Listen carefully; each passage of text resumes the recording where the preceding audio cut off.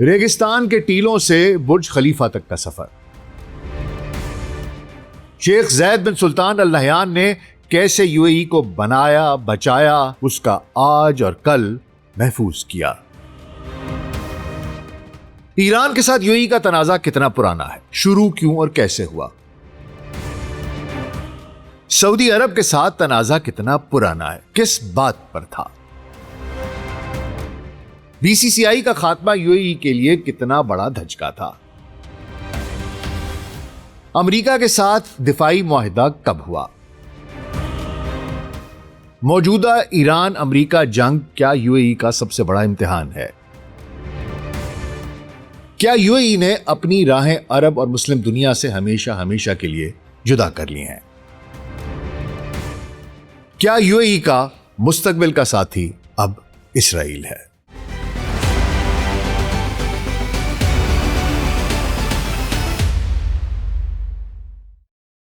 Global set podcast doctor Nasir Baig کے ساتھ ابھی خدمت میں حاضر ہیں. جی السلام علیکم. کل یو اے ای اور ال نہیان خاندان کی تاریخ کے پہلے حصے میں ابوظہبی کی دریافت سے ال نہیان خاندان کی تاریخ تک قتل، خون، معاشی و دفاعی بحرانوں کا تذکرہ، کیسے برطانیہ سے تحفظ کے بدلے اپنی خود مختاری کا ایک حصہ قربان کیا گیا، تیل کی دریافت، کنجوس حکمران شیخ شخبوت بن سلطان کو معزول کیے جانے اور شیخ زید بن سلطان ال نہیان کے مسند پر بیٹھنے تک کا سفر کس طریقے سے طے ہوا، اس سب پر بات ہوئی تھی. آج شیخ زید بن سلطان ال نہیان سے آج تک کے سفر پر نظر ڈالیں گے. تو حضور اگلے 10 سے 15 منٹ کے لیے دھیان ذرا ادھر، اور اگر ہمارا کانٹینٹ پسند آ رہا ہے تو ویڈیو کو لائک اور چینل کو سبسکرائب کر دیجیے گا. تو آئیے آغاز کرتے ہیں. شیخ زید بن سلطان ال نہیان کی پیدائش 1918 کے قریب لیوا کے کھجوروں کے باغات اور پرورش بریمی کے پرانے قلعوں کے بیچ ہوئی، جہاں انہوں نے ستاروں کو پڑھنے کا علم، گھڑ سواری کا فن اور پختہ مگر نرم لہجے میں بات کرنے کا ہنر سیکھا. جوانی میں ہی بازوں کے بہترین ماہر اور دلیر حملہ آور کے طور پر ان کی شہرت پورے خلیج میں پھیل چکی تھی. جب ان کا بھائی شخبوت ایک پیسہ جمع کر رہا تھا، زید کو 1946 میں علین کا والی مقرر کیا گیا. تقریباً بغیر کوئی رقم خرچ کیے انہوں نے فلاج کی نہروں کو بحال کیا، جس سے پانی کا بہاؤ 3 گنا بڑھ گیا. اسکول کھولے اور پہلا جدید کلینک بنوایا. لوگ انہیں گرین شیخ کہنے لگے. سب نے محسوس کیا کہ یہ بھائی بالکل مختلف تھا. 6 اگست سن 1966 کو انہوں نے بغیر کسی خون خرابے کے بغاوت کی اور اپنے بھائی کو معزول کر دیا. شام تک زید بن سلطان ابوظہبی کے حاکم بن گئے. انہوں نے ایک لمحہ بھی ضائع نہیں کیا. چند مہینوں میں انہوں نے $70 ملین کے معاہدے کیے تاکہ پرانی جھونپڑیوں کو مسمار کیا جائے. سڑکیں، اسپتال، اسکول، پانی صاف کرنے کے پلانٹس اور پہلا ہوائی اڈہ تعمیر کیا جائے. انہوں نے شخبوت کا جمع کیا ہوا لاکھوں کا خزانہ لوگوں میں تقسیم کر دیا. ہر شہری کو مفت زمین، مفت صحت کی سہولتیں اور مفت تعلیم دی. انہوں نے راتوں رات قرون وسطیٰ کی شیخڈمز کو ایک جدید ریاست میں تبدیل کر دیا. ابوظہبی کی شیخ ریاست اب دولت سے مہک رہی تھی. نئے بریف کیسز، مہنگے عطر، امپورٹڈ سگار، چمڑے کی نئی سیٹیں، $10,000 کی گاڑیاں اور ہر طرف گونجتی آوازیں جو صرف پیسوں کی بات کر رہی تھیں. 1968 تک ابوظہبی غریب نہیں رہا تھا، یہ ترقی کر رہا تھا. لیکن جیسے ہی اسکائی لائن بلند ہونے لگی، خلیج پر ایک سایہ منڈلانے لگا. ایک طوفان آنے کو تھا. 1 صدی سے زیادہ عرصے تک برطانیہ خلیج کا پوشیدہ آقا تھا. 1820 کے general treaty with crucial states کے بعد سے برطانوی جنگی کشتیاں ان پانیوں میں گشت کرتی رہیں، بحری قزاقی کو کچلتی رہیں اور امن مسلط کرتی رہیں. برطانوی افسران نے کروشل عمان اسکاؤٹس کو تربیت دی، سرحدی تنازعات میں ثالثی کی اور سعودی عرب اور ایران کو حملہ کرنے سے باز رکھا. گو کہ یہ تعلق تعاون پر مبنی تھا، لیکن یہ کبھی بھی برابری کا نہیں تھا. ال نہیان پاکس برٹینیکا کے سائے میں محفوظ رہے. جنوری 1968 میں برطانیہ دیوالیہ ہو چکا تھا. پاؤنڈ کی قدر کم ہو گئی. سلطنت کا نظام چلانا بہت مہنگا پڑ گیا. وزیر اعظم ہیرلڈ ولسن نے تاریخی اعلان کیا، برطانیہ 1971 کے آخر تک سویز کے مشرق سے اپنی تمام فوجیں واپس بلا لے گا۔ وہ محافظ جو 150 سال سے کھڑا تھا جا رہا تھا۔ برطانوی حکومت نے اعلان کیا اور عدن اور جنوبی عرب سے مکمل طور پر نکل گیا۔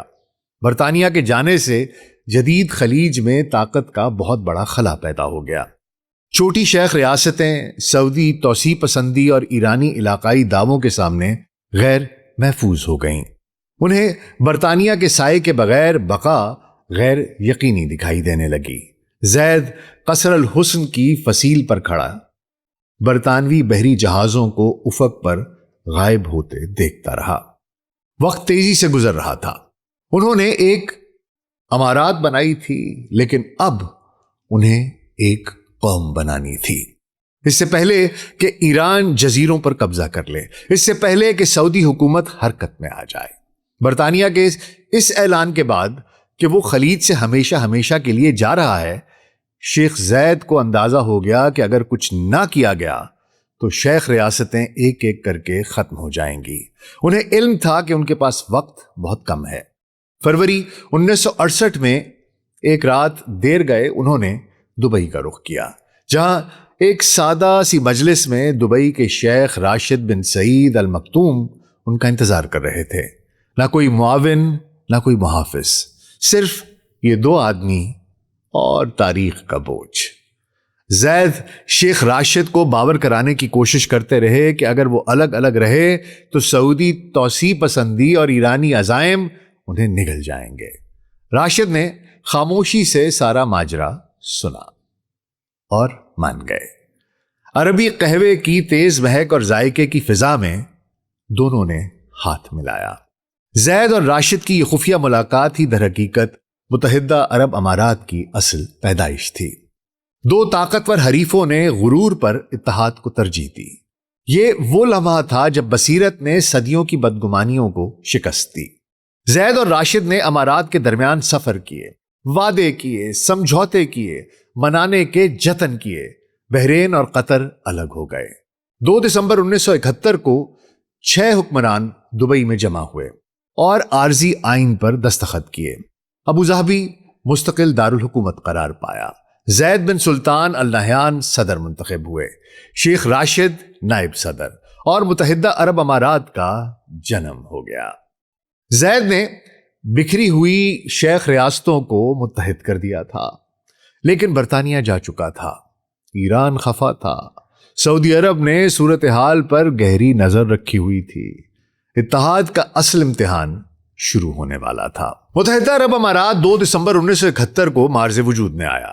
7 شیخ ریاستیں ایک ملک بننے پر راضی تو ہو گئیں، لیکن یہ اتحاد بہت نازک تھا، بہت فرجائل تھا۔ شمالی امارات بہت زیادہ غریب تھیں، نہ کوئی وفاقی فوج، نہ مرکزی بجٹ، نہ مشترکہ ادارے۔ قبائل اب بھی اپنے حکمرانوں کے وفادار تھے۔ پھر آزادی سے عین پہلے ایران نے حملہ کر دیا۔ 30 نومبر 1971 ایرانی فوج نے ابو موسیٰ، گریٹر ٹومب اور لیسر ٹومب کے جزیروں پر دعویٰ بول دیا۔ ان جزیروں پر صدیوں سے شارجہ اور راس الخیمہ کا دعویٰ تھا۔ ایران نے زبردستی ان پر قبضہ کر لیا۔ شارجہ کے حکمران کو ابو موسیٰ پر ایک ذلت آمیز معاہدے پر دستخط کرنے پر مجبور ہونا پڑا۔ گریٹر اور لیسر ٹومب مکمل طور پر راس الخیمہ کے ہاتھ سے چلے گئے۔ ان جزیروں پر ایرانی جھنڈے لہرا دیے گئے۔ نوزائیدہ امارات اپنا پہلا بین الاقوامی بحران دیکھ رہی تھی۔ ایرانی فوج خلیج فارس میں 3 متنازع جزیروں پر اتری، جو حکمت عملی کے لحاظ سے بہت اہم تھے۔ اس کا اندازہ ہم آج لگا سکتے ہیں کہ یہ جزیرے ایران کے آبنائے ہرمز کے کنٹرول کے لیے ضروری تھے۔ کروشل ریاست راس الخیمہ نے فوری احتجاج کیا کہ 2 جزیروں گریٹر ٹومب اور لیسر ٹومب پر حملہ کر کے قبضہ کر لیا گیا، لیکن ایرانی قبضہ ہو چکا تھا۔ یہ تنازع آج بھی جاری ہے۔ خیر، زید کا سارا دھیان نوزائیدہ متحدہ امارات پر مرکوز تھا۔ انہوں نے ایک لمحے کا بھی توقف کیے بغیر ابوظہبی کے خزانے کا منہ کھول دیا اور وفاق کے ہر کونے میں پیسہ پانی کی طرح بہانا شروع کر دیا۔ راس الخیمہ سے فجیرہ تک سڑکیں، اسکول، ہسپتال اور بجلی گھر بنوائے۔ وہ تنخواہیں دیتے، ترقیاتی منصوبوں کے لیے فنڈز دیتے۔ انہوں نے تیل کی دولت سے اتحاد کو زندہ رکھا۔ ابوظہبی نئی قوم کا بینک بن گیا۔ ایرانی قبضہ متحدہ عرب امارات کا پہلا حقیقی امتحان تھا۔ اس نے دنیا اور خود شیخوں کو دکھا دیا کہ یہ اتحاد صرف اسی صورت میں زندہ رہ سکتا ہے اگر ابوظہبی اپنی دولت بانٹنے کو تیار ہو، اور زید نے یہ بات فوراً سمجھ لی تھی۔ اکتوبر 1973 میں جیو پولیٹیکل افق پر اسرائیل اور عرب دنیا کے مابین ایک نیا طوفان جنم لے رہا تھا۔ متحدہ عرب امارات کی ننھی سی ریاست، نئی ریاست، اس کے لیے یہ عالمی سیاست میں ایک پہلا قدم تھا۔ 6 اکتوبر کو مصری اور شامی ٹینکوں نے نہر سویز اور گولان کی پہاڑیوں کو عبور کیا اور یوم کپور کی جنگ شروع ہو گئی۔ اسرائیل کے خلاف تمام عرب ممالک متحد ہو گئے۔ 17 اکتوبر کو اوپیک نے ترپ کا پتہ چلا۔ سعودی عرب، کویت اور متحدہ عرب امارات نے امریکہ اور اسرائیل کی حمایت کرنے والے ہر ملک کے خلاف تیل کی پابندی کا اعلان کر دیا۔ عرب دنیا کا ہتھیار سادہ لیکن تباہ کن تھا، تیل۔ انہوں نے ہر ماہ پیداوار میں 5% کمی کا اعلان کر دیا، تب تک جب تک کہ اسرائیل پیچھے نہ ہٹ جائے۔ خلیج فارس کے 6 بڑے تیل پیدا کرنے والے ممالک نے اپنے خام تیل کی قیمت میں 17% اضافے کا اعلان کر دیا۔ ابوظہبی اس فیصلے کے بالکل مرکز میں کھڑا تھا۔ زید بن سلطان نے اس پابندی کی بھرپور حمایت کی۔ انہوں نے اپنے ساتھی حکمرانوں سے کہا کہ وہ ایسے وقت میں خاموش نہیں رہ سکتے جب ان کے عرب بھائیوں کا خون بہایا جا رہا ہو۔ ابوظہبی کا تیل ایک سیاسی ہتھیار بن گیا۔ ٹینکرز کو خالی واپس لوٹا دیا گیا، پیداوار کم کر دی گئی، دنیا کی فیکٹریاں رکنے لگیں۔ تیل کی قیمتیں چند مہینوں میں $3 فی بیرل سے $12 فی بیرل تک پہنچ گئیں، اور تیل کی آمدن راتوں رات 4 گنا بڑھ گئی۔ ابوظہبی میں پیسہ اس رفتار سے آنے لگا کہ اسے گننا مشکل ہو گیا تھا۔ اس پیسے سے زید نے ایسی تعمیراتی مہم کا آغاز کیا جو اس سے پہلے خلیج میں کبھی کسی نے دیکھی تک نہ تھی۔ انہوں نے سڑکیں، اسپتال، سکول، پانی صاف کرنے کے پلانٹس اور پہلا جدید ہوائی اڈا بنوایا۔ ہر شہری کے لیے رہائش، مفت صحت اور مفت تعلیم کے لیے فنڈ دیے۔ غریب شمالی امارات میں پیسہ ڈالا تاکہ نوزائیدہ وفاق زندہ رہے۔ ابوظہبی پورے متحدہ عرب امارات کا بینک، معمار اور محافظ بن گیا۔ 1970 کی دہائی کے وسط تک تبدیلی کی رفتار اور سکیل حیران کن تھا۔ ابوظہبی کی آبادی دگنی ہو گئی، ریت کی کوک سے نئے شہروں نے جنم لیا، جی ڈی پی 5 سالوں میں 300% سے زیادہ بڑھ گیا۔ ایک زمانے کی غریب شیخ ریاستیں دنیا کی امیر ترین امارات میں تبدیل ہونے لگیں۔ 1974 تک بھی متحدہ عرب امارات ایک نازک اتحاد تھا۔ ایران جزیروں پر قبضہ کر چکا تھا اور سعودی عرب ابوظہبی کے جنوبی صحرا کے بڑے حصوں پر دعویٰ کر رہا تھا، جس میں زہرا آئل فیلڈ بھی شامل تھا جو کہ رچ ان آئل تھا۔ سرحدی تناؤ بڑھنے لگا۔ زید جانتے تھے کہ اتحاد ایک اور جنگ کا متحمل نہیں ہو سکتا۔ زید نے جدہ جا کر شاہ فیصل سے ملاقات کا فیصلہ کیا۔ دونوں نے اکیلے میں ملاقات کی اور زید نے ایک تکلیف دہ سمجھوتے کی پیشکش کی۔ ابوظہبی زہرا فیلڈ میں اپنے حصے اور سرحد کے کچھ علاقے سے دستبردار ہو جائے گا۔ اس کے بدلے میں سعودی عرب برائمی اور الین پر متحدہ عرب امارات کی مکمل خود مختاری تسلیم کرے گا۔ شاہ فیصل نے یہ پیشکش قبول کر لی اور نتیجے میں جدہ معاہدے پر دستخط ہوئے۔ زید نے امن اور قانونی حیثیت کے لیے تیل کا سودا کیا۔ سعودی عرب اپنے علاقائی دعووں سے دستبردار ہو گیا اور آخر کار متحدہ عرب امارات کی سرحد طے پا گئی۔ زید نے نوجوان قوم کو مستحکم کرنے کے لیے امن اور وقت خرید لیا۔ 1980 کی دہائی کا آغاز ابوظہبی کا سنہری دور تھا۔ زید نے تیل کی بھرپور آمدنی وفاق پر خرچ کی، شاہراہوں کے جال سے امارات کو آپس میں جوڑا، ایک زمانے کی بکھری ہوئی امارات کو ایک ملک بنا دیا۔ زید سمجھ گئے تھے کہ صرف پیسہ کافی نہیں تھا، انہوں نے اسے 7 امارات کو ایک ہی شناخت میں باندھنے کے لیے استعمال کیا۔ سعودی معاہدے نے انہیں وہ استحکام دیا جس کی انہیں ضرورت تھی۔ 1976 میں انہوں نے ابوظہبی انویسٹمنٹ اتھارٹی کی بنیاد رکھی، جو دنیا کے پہلے خود مختار سرمایہ کاری فنڈز میں سے ایک تھا۔ تیل کی اضافی آمدنی کے اربوں ڈالر سے عالمی منڈیوں میں سرمایہ کاری کی۔ انہیں آج کی شان سے زیادہ کل کی بقا کی فکر تھی۔ زید نے ایک ایسی مالیاتی سلطنت کے بیج بوئے جس کی ورتھ ایک دن کھربوں ڈالرز میں ہوگی۔ یہ ایک مشکل وقت کا فنڈ تھا، لیکن وہ یہ نہیں جانتے تھے کہ وہ مشکل وقت ان کی سوچ سے بھی پہلے آ جائے گا۔ ایرانی انقلاب کے بعد تیل کی قیمت $40 فی بیرل تک پہنچ گئی۔ ابوظہبی میں آمدنی کا سیلاب آ گیا، لیکن اسی عروج میں تباہی کے بیج پنہاں تھے۔ تیل کی قیمتیں اپنی کم ترین سطح تک گر گئیں۔ 1986 میں تیل $10 فی بیرل سے نیچے گر گیا۔ دنیا سستے پیٹرول پر خوش تھی، لیکن ابوظہبی کی آمدنی 3 سالوں میں 70% سے زیادہ گر گئی۔ یہ کریش ابوظہبی کے لیے تباہ کن تھا۔ زید نے تیل کی زیادہ قیمتوں پر پوری فلاحی ریاست کھڑی کر رکھی تھی۔ انہیں تکلیف دہ فیصلے کرنے پڑے۔ ہسپتالوں میں تاخیر، سبسڈیز میں کمی، وفاق کی ترقی کی رفتار میں سستی۔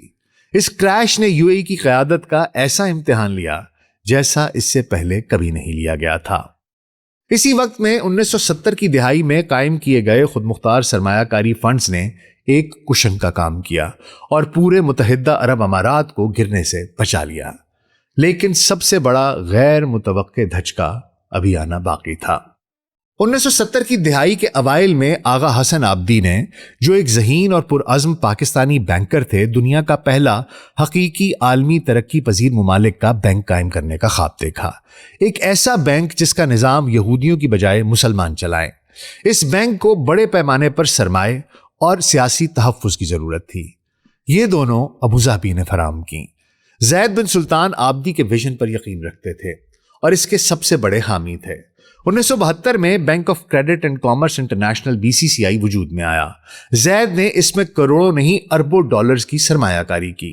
1980 کی دہائی تک BCCI کی 73 ممالک میں 400 سے زیادہ شاخیں تھیں اور یہ دنیا کے سب سے بڑے نجی بینکوں میں سے ایک بن چکا تھا۔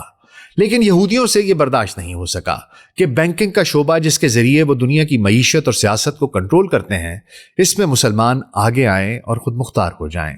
ایک سازش رچائی گئی۔ BCCI پر منی لانڈرنگ، اسلحے کی اسمگلنگ، منشیات کی کمائی، اہلکاروں کی رشوت خوری اور امریکی بینکوں پر خفیہ کنٹرول کی کوشش کے جھوٹے الزامات عائد کیے گئے۔ پھر جولائی 1991 میں BCCI تاش کے پتوں کے گھر کی طرح بکھر گیا۔ برطانیہ نے bank of credit and commerce international کو ختم کرنا شروع کر دیا۔ برطانیہ، لگزمبرگ اور امریکہ کے ریگولیٹرز نے بیک وقت چھاپے مار کر دنیا بھر میں BCCI کی تمام شاخیں بند کر دیں۔ بینک پر $13 ارب کی گمشدہ رقم، جعلی قرضے اور منظم فریب کے جھوٹے الزامات عائد کیے گئے۔ UAE پر اس کا اثر تباہ کن تھا۔ ابوظہبی کو 9 سے 10 ارب ڈالر کا نقصان ہوا، جو کسی بھی حکومت کو کسی نجی ادارے سے پہنچنے والا سب سے بڑا نقصان تھا۔ زید کو ذاتی طور پر رسوا کیا گیا۔ خاندان کا نام عالمی خبروں کی سرخیوں میں گھسیٹا گیا۔ پہلی بار ریت کو سونے میں بدلنے والے حکمران کو مات کھانی پڑی۔ BCCI صرف ایک بینک نہیں تھا، یہ خواب تھا، ایک آزاد مسلم معیشت کا خواب جو اس وقت کی عالمی مسلم قیادت نے مل کر دیکھا تھا۔ مغرب اور یہودیوں کی اس چال نے ابوظہبی کو کسی بھی جنگ یا تیل کی قیمت میں گراوٹ سے زیادہ نقصان پہنچایا۔ زید نے اس سب کا مقابلہ سر اٹھا کر کیا، قرض دہندگان سے تصفیے کیے اور بالآخر اس بحران سے بچ نکلے۔ لیکن وہ اس بحران سے نہیں بچ پائیں گے جو ان کا منتظر تھا۔ 2003 تک زید بن سلطان النہیان کو حکمرانی کرتے 38 سال بیت چکے تھے۔ انہوں نے قرون وسطیٰ کی شیخڈمز کو ایک جدید قوم میں تبدیل کر دیا تھا۔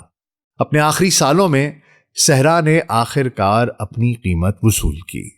ان کے گردے فیل ہو گئے، 2 بار ٹرانسپلانٹ کروایا، سن 2000 اور 2003 میں۔ وہ جسمانی طور پر کمزور پڑ چکے تھے، لیکن ان کا دماغ اب بھی تیز تھا۔ وہ اب بھی مہمانوں سے ملتے، خاموش مشورے دیتے، اب بھی اس قوم پر نگاہ رکھے ہوئے تھے جو انہوں نے بنائی تھی۔ 2 نومبر 2004 رمضان کا مہینہ ابھی شروع ہوا تھا کہ زید صبح صبح کومے میں چلے گئے۔ محل خاموش تھا۔ ڈاکٹرز انہیں بچانے کی جنگ لڑتے رہے، لیکن انجام کا وقت آن پہنچا تھا۔ صبح 8:25 پر اعلان کیا گیا کہ شیخ زید بن سلطان النہیان، قوم کے والد، 86 برس کی عمر میں انتقال کر گئے۔ پورا ملک رک گیا، کاروبار بند ہو گئے، سوگ 40 روز تک جاری رہا۔ انا للہ و انا الیہ راجعون۔ ان کی وفات کے بعد ان کے بیٹے شیخ خلیفہ بن زید ابو ظہبی کے نئے حکمران اور یو اے ای کے صدر بنے۔ آئندہ برسوں میں ابو ظہبی اور یو اے ای نے اپنی حیرت انگیز ترقی کا سفر جاری رکھا۔ فلک بوس عمارتیں اور بھی بلند ہوتی گئیں، خود مختار دولت کے فنڈز کھربوں تک پہنچ گئے، دنیا بھر کے بڑے بڑے سرمایہ کار اور برانڈز یو اے ای کا رخ کرنے لگے۔ یو اے ای اب ایک بڑی طاقت بن چکا تھا، لیکن وفاق ایک بار پھر آزمائش سے گزرنے والا تھا۔ 2008 میں عالمی مالیاتی نظام تباہ ہو رہا تھا، نیو یارک میں پرائم مورگیج کا بلبلہ پھٹ گیا، راتوں رات کریڈٹ منجمد ہو گیا، سٹاک مارکیٹیں تباہ ہو گئیں، عظیم کساد بازاری کے بعد بدترین مندی کا آغاز ہو چکا تھا۔ دبئی ایک طوفان میں گر گیا۔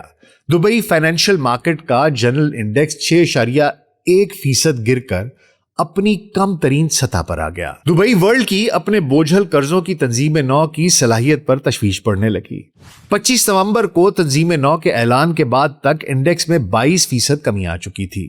امارات نے اپنا پورا مستقبل ریئل اسٹیٹ کے لامتناہی عروج پر لگا رکھا تھا۔ برج دبئی، پام جمیرہ، ورلڈ آئلینڈ، قرضہ تقریباً $80 ارب تک بڑھ چکا تھا۔ جب عالمی لیکوڈیٹی ختم ہوئی تو دبئی ورلڈ اور اس کے فلیگ شپ کمپنی نکیل ڈیفالٹ کے دہانے پر کھڑے تھے۔ تعمیرات رک گئیں، کرینیں ہوا میں منجمد ہو گئیں، ریت پر بسایا گیا چمکتا ہوا شہر تباہی کے دہانے پر کھڑا تھا۔ دبئی کا ماڈل خالص لیوریج تھا۔ انہوں نے مستقبل میں جائیدادوں کی فروخت کے خلاف بھاری قرضے لے رکھے تھے جو اچانک ختم ہو گئے۔ ابو ظہبی تیزی اور فیصلہ کن انداز میں حرکت میں آیا۔ فروری 2009 میں ابو ظہبی نے یو اے ای کے مرکزی بینک کے ذریعے $10 ارب فراہم کیے۔ شیخ خلیفہ اور شیخ محمد بن زید نے ذاتی طور پر اس حمایت کی ضمانت دی۔ اس کے بدلے میں ابو ظہبی دبئی کے اہم اثاثوں میں اسٹریٹجک حصص کا مالک بن گیا۔ اس بیل آؤٹ سے ڈیفالٹ کا خطرہ ٹل گیا، جس سے پورے وفاق کی ساکھ محفوظ رہی۔ دبئی نے اظہار تشکر کے طور پر دنیا کی بلند ترین عمارت، جس کا اصل نام برج دبئی تھا، سرکاری طور پر برج خلیفہ رکھ دیا۔ ابو ظہبی 2008 کے بحران سے پہلے سے بھی زیادہ مضبوط ہو کر ابھرا۔ زید نے 1970 کی دہائی میں جو خود مختار دولت کے فنڈز لگائے تھے وہ $1 کھرب سے زیادہ مالیت کے ہو چکے تھے۔ تنوع میں تیزی آئی، قابل تجدید توانائی، ایروسپیس، سیاحت، مالیات۔ ابو ظہبی صرف تیل برآمد کرنے والا نہیں بلکہ ایک عالمی سرمایہ کار بن گیا۔ صحرا نے صرف سیاہ سونے پر انحصار کیے بغیر زندہ رہنا سیکھ لیا۔ لیکن اس سب کے دوران یو اے ای کا جیو پولیٹیکل سین کو پرکھنے کا انداز، اس کا زاویہ بدل چکا تھا، اور اب اس کا فوکس صرف اپنی امارات پر نہیں تھا بلکہ وہ اپنا سیاسی اثر و رسوخ پوری دنیا میں پھیلانا چاہتا تھا۔ یو اے ای نے ایران، اس کے میزائل، یمن، شام اور لبنان میں اس کی پراکسیز اور مسلم برادرہڈ کو اپنے لیے خطرہ سمجھا۔ یہ وہی ملک اور پراکسیز تھیں جنہیں اسرائیل بھی اپنے لیے خطرہ سمجھتا تھا۔ ابو ظہبی اور اسرائیل کے درمیان رابطے ہوئے، خفیہ انٹیلیجنس تعاون کا آغاز ہوا، اور 15 ستمبر 2020 کو دونوں ممالک نے ابراہیمی معاہدوں پر دستخط کیے۔ یہ مشرق وسطیٰ اور خلیجی ممالک کی سب سے بڑی سیاسی تبدیلی تھی۔ شیخ خلیفہ بن زید 13 مئی 2022 کو طویل علالت کے بعد انتقال کر گئے، اور ان کے بھائی محمد بن زید، جنہیں MBZ کہا جاتا ہے، ابو ظہبی کے نئے حکمران اور یو اے ای کے صدر بن گئے۔ MBZ کا جھکاؤ اسرائیل کی طرف اور بھی زیادہ تھا، اور صرف یہی نہیں بلکہ لیبیا، صومالیہ، سوڈان اور یمن میں وہ خانہ جنگیوں کو ہوا دیتے رہے۔ یورپ میں مسلمانوں کی کردار کشی کی مہم کو فنڈ کرنے لگے۔ یہ ایک خطرناک راستہ تھا۔ بالآخر وہی ہوا جس کا ڈر تھا۔ سعودی عرب نے جنوبی یمن میں یو اے ای کے ایک کانوائے پر حملہ کیا جو STC کے لیے ہتھیار لے کر جا رہا تھا۔ اس کے بعد دونوں ممالک کے تعلقات کشیدہ ہو گئے، ایک سرد جنگ کا آغاز ہو گیا۔ دوسری طرف ایران اور اس کی پراکسیز کے خلاف بھی یو اے ای اور اسرائیل ایک پیج پر آ گئے۔ 28 فروری کو امریکہ اور اسرائیل نے ایران پر حملہ کر دیا، جس کے جواب میں ایران نے خلیجی ممالک میں امریکی فوجی تنصیبات پر حملے کیے۔ امریکہ اور یو اے ای کا دفاعی تعلق بنیادی طور پر 1990-91 کی خلیجی جنگ کے بعد مضبوط ہوا، جب عراق نے کویت پر حملہ کیا تو یو اے ای نے امریکہ کی قیادت میں اتحادی فوج کی بھرپور حمایت کی اور امریکی طیاروں اور بحری جہازوں کو اپنی سرزمین استعمال کرنے کی اجازت دی۔ 1994 میں دونوں ممالک کے درمیان پہلا باضابطہ ڈیفنس کوآپریشن ایگریمنٹ DCA ہوا۔ اس معاہدے نے امریکی فوج کو یو اے ای کی فوجی سہولیات استعمال کرنے کی اجازت دی، خاص طور پر الجفرا ایئر بیس اور جبل علی پورٹ۔ 2017 میں اس معاہدے کو اپڈیٹ کیا گیا جو ابھی تک جاری ہے۔ یو اے ای میں امریکہ کے 2 اڈے موجود ہیں، ایک الجفرا ایئر بیس جو یہاں پر امریکہ کا سب سے بڑا مرکز ہے، یہاں امریکی ایئر فورس کا 380واں ایئر ایکسپیڈیشنری ونگ موجود ہے، یہاں سے نگرانی، ریفیولنگ اور لڑاکا طیارے جیسے F-22 اور F-35 وغیرہ آپریشنز کرتے ہیں۔ الجفرا ایئر بیس 1990 سے موجود ہے۔ اس کے علاوہ جبل علی پورٹ ہے، امریکی بحریہ کے لیے دنیا بھر میں سب سے زیادہ استعمال ہونے والا پورٹ۔ بڑے طیارہ بردار جہاز بھی یہاں آتے ہیں۔ فوجیوں کی تعداد کی بات کی جائے تو یو اے ای میں تقریباً 3500 سے 5000 امریکی فوجی موجود رہتے ہیں۔ زیادہ تر ایئر فورس کے یہ تعداد آپریشنز کے مطابق بڑھتی اور گھٹتی رہتی ہے۔ تو حضور، جب امریکہ نے ایران پر حملے کیے تو ایران نے جوابی طور پر مشرق وسطیٰ میں خلیجی ممالک میں امریکہ کی بیسز پر اٹیک کیا، جن میں کہ یو اے ای میں موجود بیسز بھی موجود تھیں جن کا میں نے اوپر تذکرہ کیا۔ لیکن ایران نے یو اے ای میں صرف ان اہداف کو ہی نشانہ نہیں بنایا، بلکہ اس نے you a E per Israeli intelligence Mossad سے تعاون کے الزامات لگائے اور برج العرب جیسی عمارتوں کو بھی نشانہ بنایا۔ یو اے ای کے تیل کے انفراسٹرکچر پر ڈرونز اور میزائل برسائے۔ نتیجہ یہ نکلا کہ دنیا کے امیر ترین سرمایہ کار جو یو اے ای کو محفوظ مقام سمجھ کر اربوں ڈالر کا سرمایہ یہاں لائے تھے، وہ یہاں سے بھاگ گئے۔ سیاحت صفر رہ گئی۔ کشادہ سڑکیں اور بلند عمارتیں کسی آسیب زدہ ملک کا نقشہ پیش کرنے لگیں۔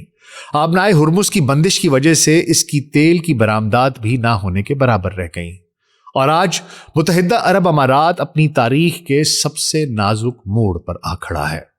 ایسے میں یو اے ای نے ایک ایسا اقدام اٹھایا جس نے عرب اتحاد کو شدید خطرے میں ڈال دیا ہے۔ یو اے ای 1 مئی 2026 کو اوپیک سے نکل گیا، یعنی اس نے اپنی راہیں ہمیشہ ہمیشہ کے لیے سعودی عرب سے جدا کر لیں۔ اس کے اسرائیل سے بڑھتے ہوئے معاشی اور دفاعی مراسم اور مسلم دنیا سے دوری نہ صرف خلیجی ممالک بلکہ پوری اسلامی دنیا کے لیے باعث تشویش ہے۔ کیا صدیوں سے صحرا میں اپنی بقا کی جنگ لڑنے والے النہیان آج بھی صرف اپنی بقا، اپنی ترقی، اپنی امارت، اپنے فائدے کی سوچ رہے ہیں؟ کیا شیخ زید بن سلطان نے 1973 میں عرب اور مسلم دنیا کا ساتھ نہیں دیا تھا؟ کیا BCCI بحران میں وہ مسلم بینک پر لگے الزامات کے دوران ان کے ساتھ نہیں کھڑے تھے؟ کیا عرب اور مسلم دنیا کو چھوڑ کر اسرائیل کی گود میں جا بیٹھنے سے یو اے ای بچ جائے گا؟ کیا مسلمانوں کے خون کا پیاسا اسرائیل ان کا سگا ہو سکتا ہے؟ لازم ہے کہ مستقبل کی راہ کا تعین کرنے سے پہلے یو اے ای ایک بار خود سے یہ سوالات ضرور پوچھے، کیونکہ انہی سوالوں کے جواب میں النہیان خاندان کے مستقبل کا راز پنہاں ہے۔ اپنا بہت خیال رکھیے گا۔ شکریہ۔